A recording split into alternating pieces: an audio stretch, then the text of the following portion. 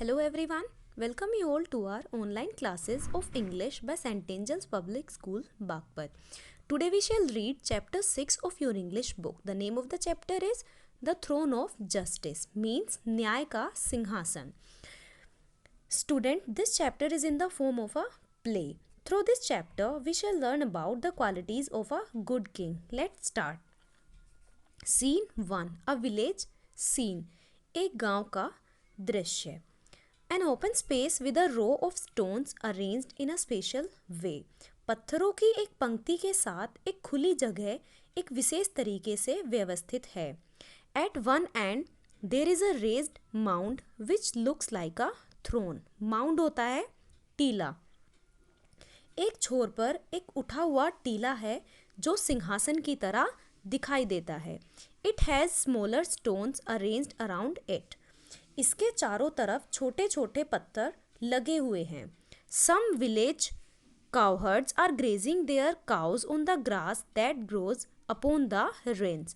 Cowherds होते हैं चरवाहे जो गायों को चराते हैं. कुछ गांव के चरवाहे अपनी गायों को खंडर पर उगने वाली घास पर चरा रहे हैं.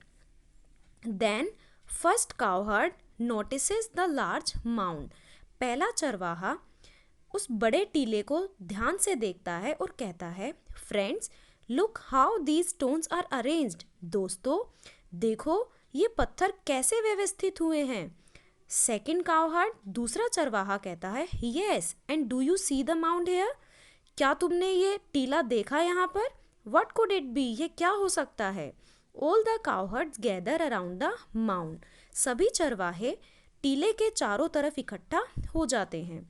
थर्ड काउहर्ड तीसरा चरवाहा कहता है, I think it's a king's judgment seat. मुझे लगता है कि यह राजा की न्याय सीट है. All the काउहर्ड्स amazed.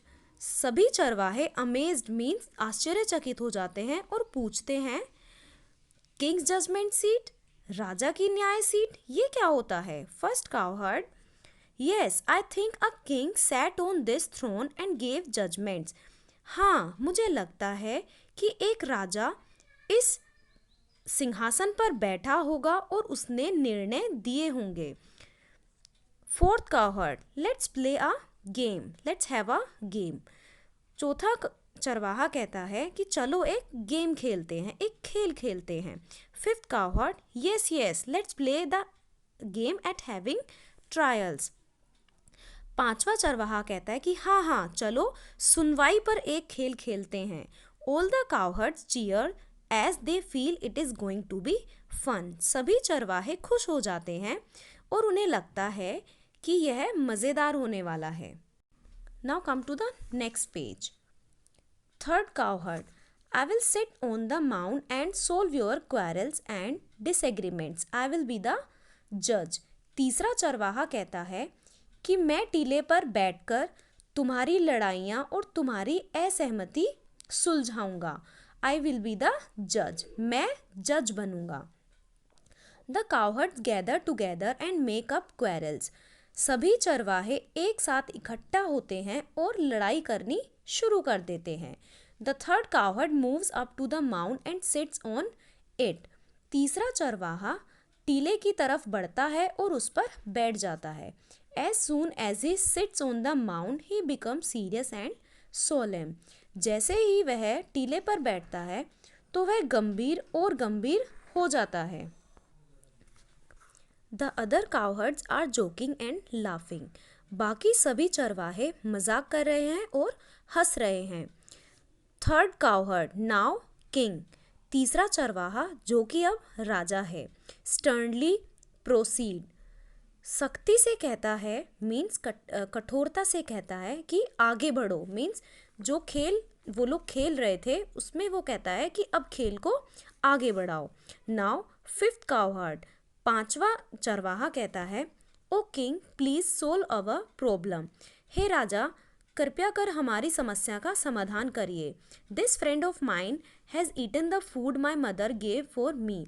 जो खाना मेरी माँ ने मुझे दिया था वह खाना मेरे इस दोस्त ने खा लिया है. Now I am hungry. अब मैं भूखा हूँ. When I ask him to give me something to eat, he refuses, saying that he has already eaten up the food his mother gave for him. जब मैंने उससे कुछ खाने के लिए मांगा तो उसने मुझे मना कर दिया और कहा कि वो पहले ही वह खाना खा चुका है जो उसकी माँ ने उसके लिए दिया था.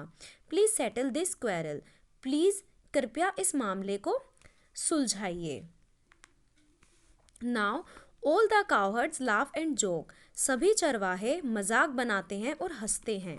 दे are not serious at all. वो सभी गंभीर नहीं हैं. But the cowherd on the mount is very solemn and thoughtful. लेकिन जो चरवाहा टीले पर बैठा हुआ है वो बहुत गंभीर और विचारशील है. थॉटफुल मीन्स विचारशील मीन्स जो लोग ज़्यादा सोचते हैं. He listens to the problem and thinks. वो समस्या को सुनता है और सोचता है. Now third cowherd now king. अब तीसरा चरवाहा जो कि अब राजा है कहता है, well I have thought about the matter. मैंने तुम्हारे मामले के बारे में सोच लिया है. One should never go hungry. किसी को भी भूखा नहीं जाना चाहिए. So let us solve this matter of your food first and then decide the punishment for your friend. इसलिए पहले हम तुम्हारे खाने का मामला सुलझाएंगे, फिर तुम्हारे दोस्त की सजा का निर्णय लेंगे. As none of your friends have eaten their food as of yet, they will share their food with you today so that you do not go hungry. जैसे कि तुम्हारे दोस्तों ने अभी खाना नहीं खाया है, वो सब तुम्हारे साथ खाना शेयर करेंगे जिससे कि तुम भूखे नहीं जाओगे. As for the punishment tomorrow your friend will bring food for you as well. और सजा के तौर पर तुम्हारा दोस्त कल तुम्हारे लिए भी खाना लेकर आएगा. All the boys cheer and clap. सारे लड़के खुश होते हैं और तालियां बजाते हैं. They are very happy. अब वो बहुत खुश हैं. All the cowherds. सभी चरवाहे शाउटिंग चिल्लाते हैं और कहते हैं, वेरी फेयर जजमेंट. बहुत न्यायपूर्ण निर्णय. The cowherds now return to their homes. चरवाहे अब सब अपने घरों को लौट जाते हैं. सो स्टूडेंट्स, आज के लिए इतना ही. We will continue this chapter in our next video. Thank you.